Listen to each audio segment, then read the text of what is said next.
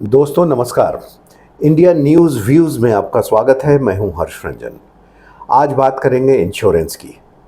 Insurance खरीदते वक्त आपने भी कहीं वो गलती तो नहीं की है जो देश के 90% लोग करते हैं। जी हाँ दोस्तों, 90% लोग अपने इंश्योरेंस को यानी लाइफ इंश्योरेंस को, जीवन बीमा को खरीदते समय ये गलती ज़रूर करते हैं कि वो इन्वेस्टमेंट को इंश्योरेंस के साथ मर्ज कर देते हैं। यानी एक ही टूल में इंश्योरेंस भी और इन्वेस्टमेंट भी, और इसका प्रलोभन उन्हें जो देते हैं वो कहलाते हैं बीमा एजेंट। क्योंकि आमतौर पर भारत में अभी भी जितने लोग बीमा खरीदते हैं उनमें काफ़ी कम संख्या है जो स्वयं बीमा कंपनियों के पास जाते हैं और अपने लिए बीमा खरीदते हैं। आम तौर पर आपने देखा होगा कि आपका कोई सगा संबंधी, आपका कोई दोस्त या आपका कोई जानने वाला आपके पास पहुंचता है और फिर कहता है कि हमने बीमा एजेंट के तौर पर, और अब तो बोलते हैं कि बीमा एडवाइज़र के तौर पर हमने अपने करियर की शुरुआत की है। बीमा क्यों ज़रूरी है, और ये कहते हुए वो आप पर एक मानसिक, सामाजिक और नैतिक दबाव बनाने की कोशिश करता है कि अगर आप उसका बीमा खरीद लेंगे तो उसका करियर चल पड़ेगा, उसकी ज़िंदगी संवर जाएगी और साथ में आपका भी फ़ायदा होगा। और आप बीमा खरीद लेते हैं और आपको ऐसे में वही बीमा बेचा जाता है जिस बीमा को बेचने से उस एजेंट को सबसे ज़्यादा फ़ायदा होता है, यानी कमीशन सबसे ज़्यादा मिलता है। दोस्तों, आपने ये भी देखा होगा कि कई एजेंट ये भी आपसे कहते हैं कि जो प्रीमियम आपको मिले देना पड़ेगा उस प्रीमियम में से आधी राशि मैं आपको लौटा दूंगा, जो कोई नहीं करेगा। ये अनैतिक काम है वैसे, लेकिन प्रलोभन है। बहुत लोग इसके लालच में आकर भी बीमा खरीद लेते हैं कि जो प्रीमियम का आधा हिस्सा है वो हम वापस पा रहे हैं। लेकिन आप एक बहुत लंबे और एक ऐसे जाल में उलझ जाते हैं जहां सिर्फ और सिर्फ आपके पैसे की बर्बादी होती है। ना आप बीमा का पूरा फ़ायदा उठा पाते हैं और ना ही निवेश का पूरा फ़ायदा आपको मिल पाता है। क्यों? आज के अंक में हम समझेंगे।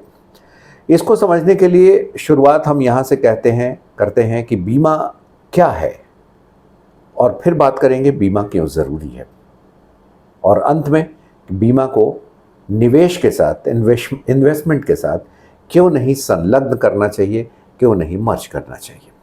पहला सवाल, बीमा क्या है? बिना किसी लाग लपेट के, बिना सटल हुए अगर मैं बताऊं तो बीमा वो चीज़ है, जीवन बीमा, जो किसी की मृत्यु हो जाने के पश्चात उसके घर वालों को या जिसको भी उस व्यक्ति ने नामित किया है उसको वो धनराशि मिल जाती है। यानी बीमा व्यक्ति कभी भी स्वयं के लिए नहीं लेता है। स्वयं के नहीं रहने की स्थिति में जिसका भरण पोषण वो करता है, जो उसके परिवार हैं, आमतौर पर जो उसके बच्चे हैं, उनको कहाँ से मदद मिले, इसके लिए बीमा लिया जाता है। आमतौर पर बीमा की राशि लेते समय बीमा हम बहुत कम ले लेते हैं, क्योंकि मैंने जैसा बताया कि एजेंट आते हैं और एजेंट ये बेच देते हैं। बीमा कितने का हो?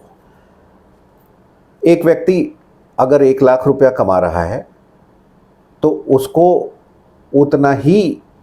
उतनी ही राशि का बीमा लेना चाहिए जो उसके परिजनों को प्रति महीने 1 लाख रुपए दे पाए। यानी अगर 1 लाख रुपए आज आपको लेने हैं बिना कोई काम किए, साधारण बैंक ब्याज की दर से, तो टैक्स वगैरह के कैलकुलेशन के बाद अगर आपके बैंक में लगभग 1.5 करोड़ रुपए की राशि है तो आप महीने में 1 लाख रुपए का इंटरेस्ट ले सकते हैं। इसीलिए अगर आपकी इनकम 1 लाख रुपए है, आपकी परिवार की डिपेंडेंसी आप पर उन 1 लाख रुपयों पर है, तो आप बीमा लें, लेकिन कम से कम 1.5 से 2 करोड़ रुपए का बीमा लें, ताकि आपकी मृत्यु होने की स्थिति में ये राशि आपके परिवार को मिले और आपकी जो कमी है वो तो खलती रहेगी, लेकिन आपके द्वारा कमाए गए पैसों की जो कमी है वो परिवार को नहीं खलेगी। लेकिन दोस्तों ज़रा सोचिए, कितने लोग हैं जो 1.5 से 2 करोड़ का बीमा लेते हैं? अपने आप से पूछिए, अपनी फाइलें खंगालिए और देखिए, नहीं, बहुत कम लोग हैं। इस वजह से कि जो पॉलिसी आपको बेची जाती है आम तौर पर वो एंडाउमेंट की पॉलिसी होती है, जिसमें आपको प्रलोभन दिया जाता है कि 20 साल के बाद, 25 साल के बाद ये धनराशि आपको इतनी बड़ी होकर वापस मिल जाएगी, और आप उस लालच में बहुत बड़ी राशि गंवा बैठते हैं, अपने पैसे का दुरुपयोग कर बैठते हैं। आपको किसी भी अनफॉर्चुनेट सिचुएशन में न बीमा की पूरी राशि मिल पाती है और न ही आपका निवेश मिल पाता है ठीक तरीके से। आमतौर पर 5 लाख रुपए, 10 लाख रुपए, 15 लाख रुपए बीमा की राशि होती है, और इसके लिए 50 से 60 हज़ार, 75 हज़ार रुपये सालाना आप देते हैं प्रीमियम। और इस आशा से कि 20 साल बाद हमें कुछ राशि मिल जाएगी, 20 लाख रुपए, 25 लाख रुपए।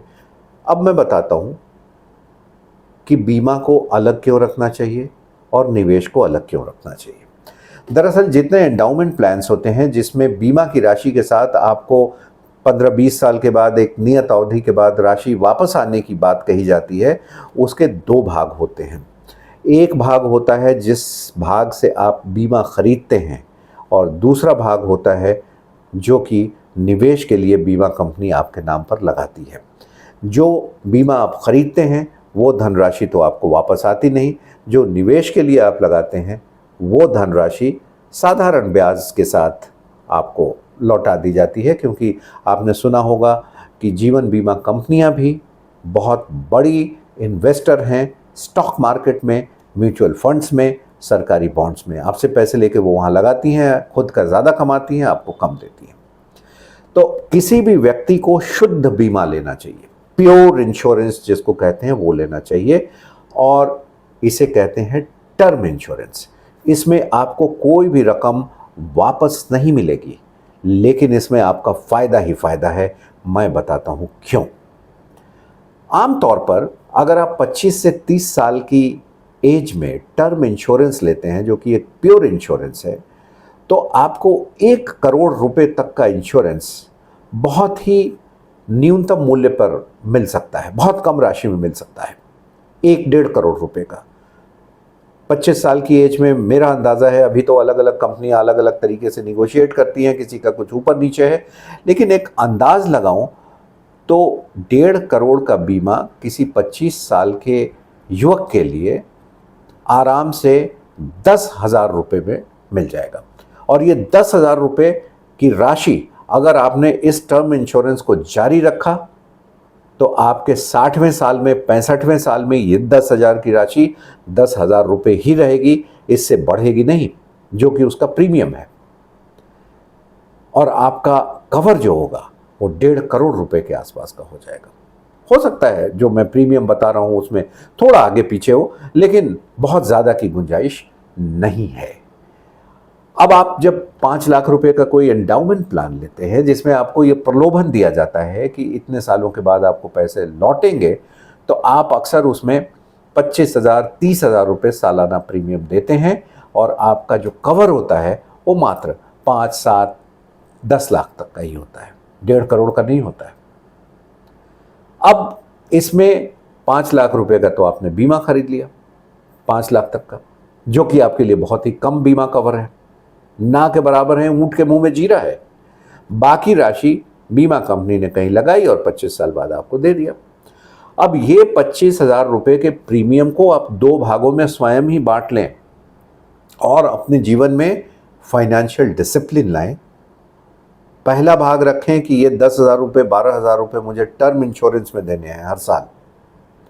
बाकी जो बच गए 12-15,000 रुपये, उसको कोई अच्छा सा म्यूचुअल फंड देख के उसमें आप लगातार निवेश करते रहें, और आप देखेंगे 20-25 साल बाद जो निवेश आपने हर साल 12-15 हज़ार का किया है वो एक बड़ी राशि में तब्दील हो जाएगा।